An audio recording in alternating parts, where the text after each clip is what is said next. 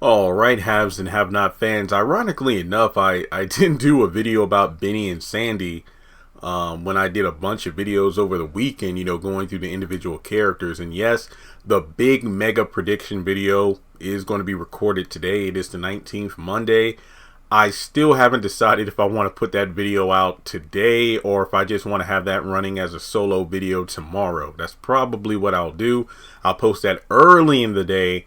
That way everybody has plenty of time to watch that video before the actual finale itself comes out, because it felt more appropriate to release like little mini videos, because as we got closer to the finale date, the OWN network has been releasing promotional photos and stuff like that and dropping clues and hints. So a video I would have put out, let's say last Thursday, probably would have gotten debunked by Saturday. So in this particular video, we're going to talk about the standoff, or should I just say the fact that we got a black man at the opposite end of a gun. But before getting into that, make sure you take a moment to hit like, hit subscribe, hit the bell icon to select all. That way you don't miss out whenever I post content on the channel.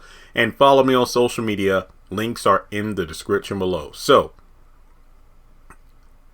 we got what, and I could be wrong about this, but some people have pointed out, well, Jeremy, look at outside the house that they're standing out of, Rianna, Benny, and Sandy. This is clearly Benny's new house.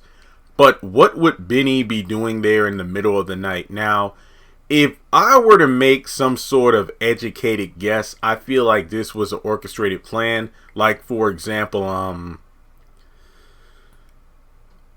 some people have been saying this has been some sort of just huge elaborate ruse where it's like, you know what? Sandy shot up Hannah's house even though Benny wasn't there, and then he'll come up with some other plan to get him one-on-one. I don't think that's the case. What I think is he honestly thought that Benny was at that house, but for whatever reason, of course, he was at the hotel, so he was wrong about that, which is kind of strange considering the Malone. That's the thing about the Malones, where I don't dislike them, because I do feel like, I just feel like they aren't the menacing presence and threat that they were when they were first introduced, because I feel like at this point, they've been too oversaturated in the show.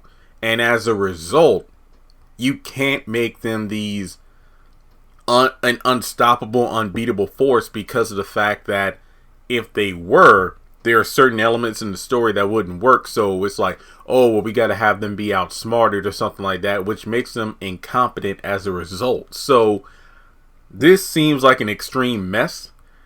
And I guess in order to make up for his goof, it's like, damn, the kid wasn't there. All right. He possibly calls Rianna and then gets her to make Benny come to his new house. Pretty much lure him there as a trap, because maybe he makes a threat about her mother, who I thought was dead in that car wreck, but apparently she's just in a nursing home. So I'm feeling like that's what's going on, because it looks like Rihanna's at the new house. Benny's there too. I mean, it would just be... This is weird, because you know how I say about these Tyler Perry shows where, well, I mean, Benny's never been the brightest character, but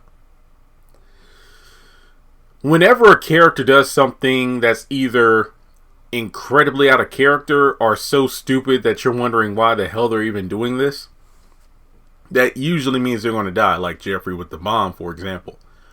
In this situation, I hope it isn't this. Benny calls Rianna over to his new house to explain that, hey, I actually have a kid I didn't know about. That makes no sense, especially when that could have just been a phone call. So, I mean, maybe, okay, here's another thing. What if Benny's like, Ma, your house got shot up. I know you don't want to stay here for the night. Why don't you come stay in my new house? So let me go make sure everything's good over there, and then I'll bring you over. That actually makes more sense. Even though, I mean, Benny just signed the papers a couple hours ago, when, I mean, I don't know what the house... I know that Candace was like setting up the deal where it could be closed immediately, and he can move in as pretty much the moment he signed, but it just feels a little bit weird to me. I mean, there's a lot of pacing issues, but my thought is that Benny goes to the house for that reason, but at the same time, why would Rianna be there? You know, it's just one of those things where, is this truly a big setup? Because you think of it this way, Candace had the 7.8 million, or what was left of it, extorted. Well, excuse me, the 7.8 million she extorted from Jim. That what was left of it was taken away by Oscar, because guess what? It was a play on her heart, and doing the same thing here with Benny could lead to his downfall, where it's like Rianna calls him over because Sandy makes a threat, and as a result, Benny gets held up, you know, with the gun. He tries to talk Sandy down. Look, I don't like Sandy, but this could actually be a good character moment. If he shoots Benny, that's predictable. It is the finale after all. But at the same time, this could be a good moment. And look, I'm not going to say up here like Benny should do this. Like I would do the same thing if I was being held at gunpoint. But it's like, you know, if Benny was big and bad like he usually is, it's like, man, go ahead, shoot me. But guess what? I still kick your ass. It doesn't matter. And that's the thing Sandy needs to realize. Just because you kill Benny, I mean, we already know you're a punk as it is. So just because you kill Benny, it doesn't mean you'll be able to do the same thing again. I mean, in a lot of movies and comic books and all, it's always like, you know what they say, the first kill is always the hardest. And to be honest here, it's flimsy reasoning. Of course, you know, Sandy's going to have more of a motivation because he has a personal stake in this. This isn't like when Vinny was trying to get him to kill Wyatt, and you know, when Vinny was mad when Sandy walked out of the police station after Vinny shot that one cop in the head. Those weren't personal. He was just placed in uncomfortable situations. In this case, this is like, hey, you beat my ass, I'm pissed, I'm going to kill you.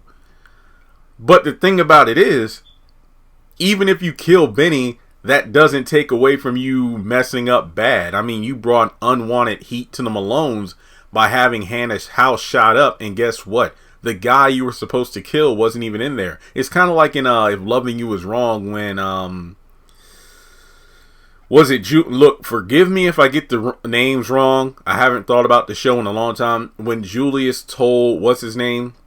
Quan, right? To kill Eddie. And he shot up the burger place. And he shot but didn't kill Eddie. It's like you caused all that property damage, innocent people in the way, and you didn't even kill the guy. That was sloppy. It's almost the same thing here, where it's like you had the van drive by, you shot up a house, and the guy you were supposed to kill wasn't even in there. So then, of course, Sandy goes one-on-one, but it just seems cheap. Because, yes, Benny did this to himself by going to the damn house and not staying low like Mitch told him to. But at the same time, it's like, it's stupid. You know, oh, Sandy's going to come up at gunpoint. I mean, you could say, well, Benny hit him upside the head with a bottle, but he watched that happen. He knew it was coming. In this case, it's like, yeah, I'm going to hold the gun.